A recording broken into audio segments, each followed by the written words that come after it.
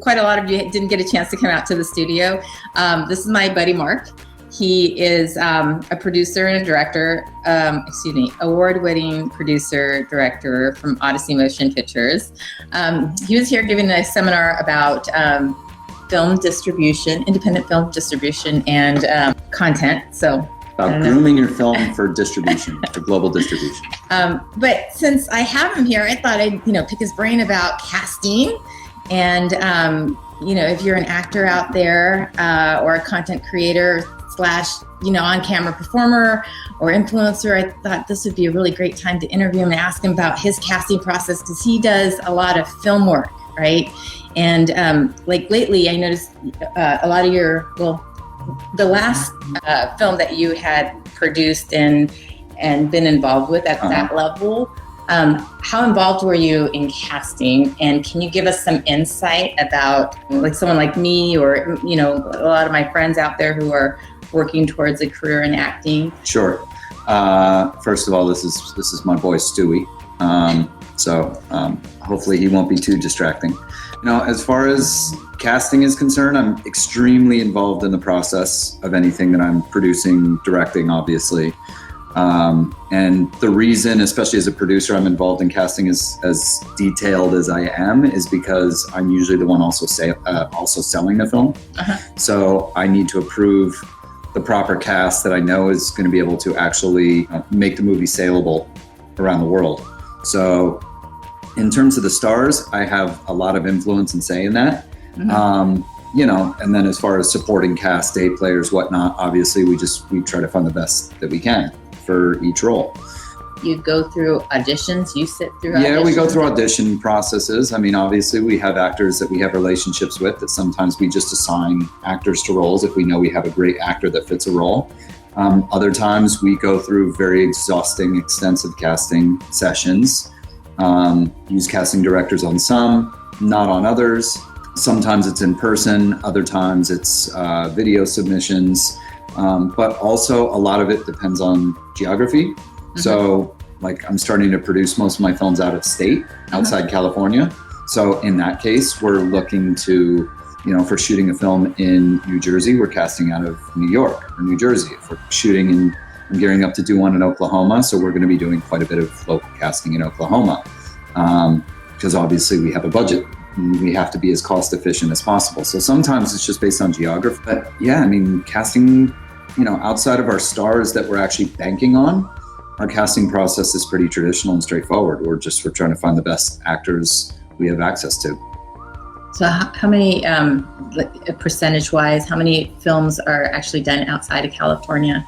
As many as possible now.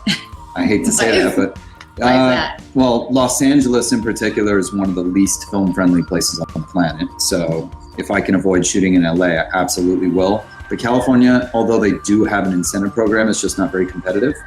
So it makes more sense for me to go to places like Oklahoma, where I know that X percentage of my budget is already pretty much guaranteed just by my shooting. And it's very much a part of my finance structure of how I assemble and decipher what my budget's going to be. Okay. So for those that are in Oklahoma or, outside of California that are working towards an acting career, if you're coming into town, how do you do casting from those areas? What do you? Yeah, usually we'd hire a local casting director. Oh, okay. Yeah.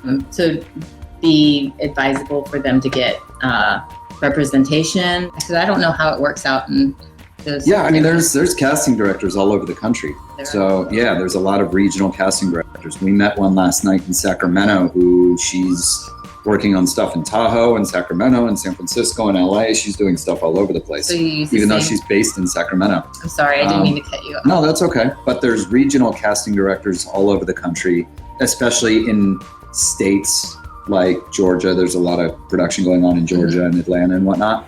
So obviously a whole film community and infrastructure has arisen. So there's agents and managers and casting directors that are all specific to Atlanta just to cater to the amount of production that's happening. So when there's a lot of production going to a specific region for one reason or another, usually it's like you discovered gold, all of a sudden the whole city arises and becomes a gold town because everybody's going there, you know? So the resources facilitate the need. So there's casting directors all over the country. Obviously, wherever we can hire local talent, where we don't have to fly them out, put them up, pay them per diems, that's ideal. So the more places that you're able to work as a local hire, the better. My partner Lewis right now, he's been living in Eastern Europe because he went out there to shoot a movie a few years ago. Well, 2 years ago, he went out there to shoot a movie, and he fell in love with the region, and he's been spending most of his time there. And now anytime a big production comes to town, he's part of it. So like Dune 2 for Universal, that went to Bulgaria where he's been living. He got cast in it. Rambo 5, he just shot Rambo 5 because they were shooting in Sofia, Bulgaria, and he got cast in it. So he's a big fish in a small pond there. So he's been able to capitalize on the fact that he's already in Europe. He went and shot a movie in London recently, and he worked as a local hire. Even though he's not living in London, he's already in Europe. It's a cheap flight, you know, he can work locally. So as opposed to flying him from the US, he never would have been in the movie had he needed to come from the US. So sometimes geography can really work in your favor. So, you know, if you're able to work as a local hire in places where a lot of production is going on, that's obviously going to work to your advantage. I got to be honest, I don't know how much production is going on in the Bay Area. I know there's quite a bit, but I don't know how consistent it is or how many opportunities present themselves. But, you know, being a local hire here, if you're in the Bay Area, being willing to work as a local hire down in LA or, you know, up in Sacramento or over in Vegas or wherever it is, that's going to serve your purpose more. I'm curious about how you do casting specifically, and you mentioned that you hire a casting director. Do you get to see self-tapes, or do you get to see the tapes that when the talent comes in and they audition for the casting director? What do you see? I see everything. Usually, if I'm not present at the session, then we see all the tapes, because even when we're doing them live, we're still recording them so that we can look back at them later. But if I'm not at a session, then, you know, I see the tapes, and a lot of times the casting director will flag certain ones, like this one really stood out, or this one, you know, watch this one for whatever reason. And they might also make notes about, like, you know, they're all available for me to watch, but they might flag the ones that they know I'm likely to be interested in.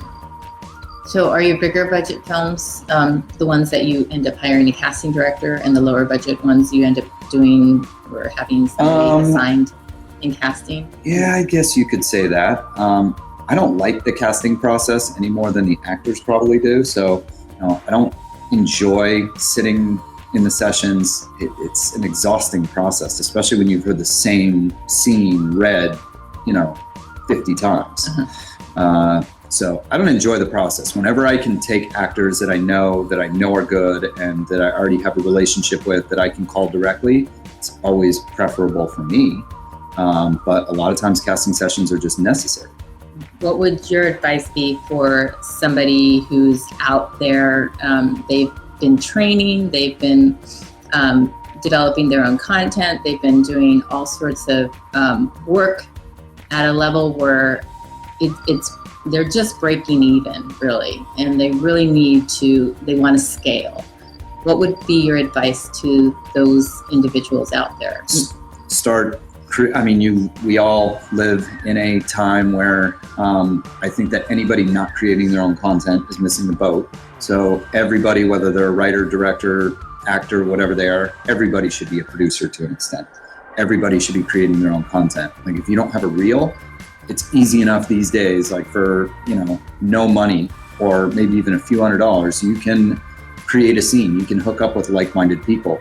My partner and I were just talking about this on the way down here today, is for every actor that, you know, is trying to put a reel together, there's also a cinematographer, there's also a director, there's all these other people trying to build a reel.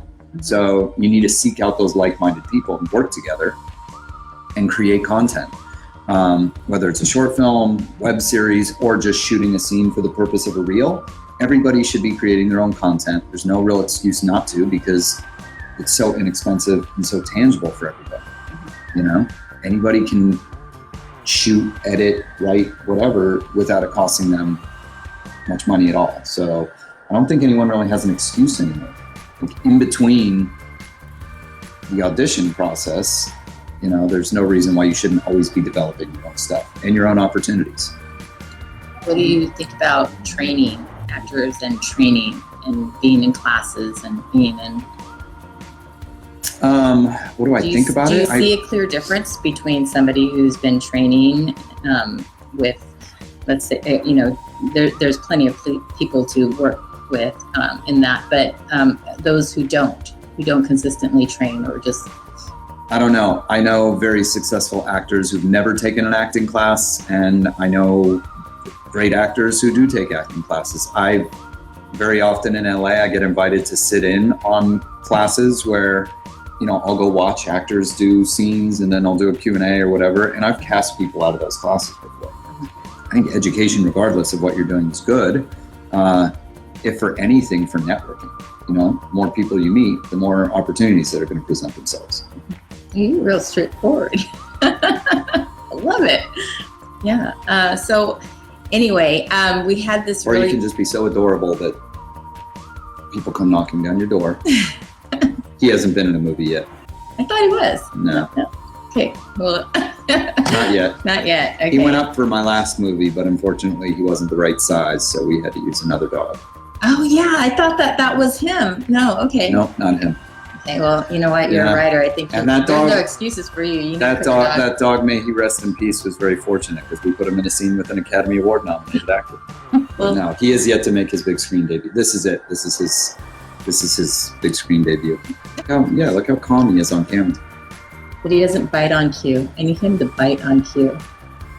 Well, the landlord walked through the door right now. He'd probably bite on cue. Anyway.